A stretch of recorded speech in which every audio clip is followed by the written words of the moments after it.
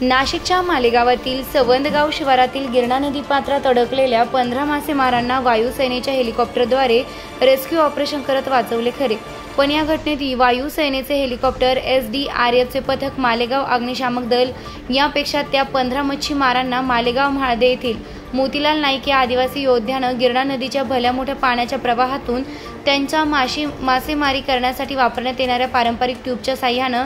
जात, नाश्ता, जेवण,